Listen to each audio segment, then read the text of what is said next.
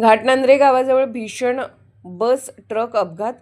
विजापूर ते गुहागर राष्ट्रीय महामार्गावर कर्नाटक राज्याची बस आणि डांबराचा ट्रक यांच्यात भीषण अपघात झाला.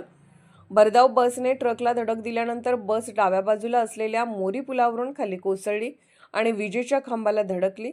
या अपघातात 20 ते 25 प्रवासी जखमी झाले.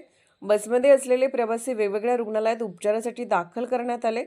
जखमींची नावे संगीता उत्तम पवार, कावेरी अनंत वाघमारे, रमजान वालेगार, अलया बागवान, साबीर बागवान, दुर्गाप्रसाद प्रधान, देवकी कोळी, शंकर दोडमणी, महेश साळे, मलाप्पा कोळी, रंजना आकाश कांबळे, तेजस्वी ओंकार कांबळे, निर्मला मुकेश कांबळे, जहागीर सिकंदर मकानदार यांचा समावेश.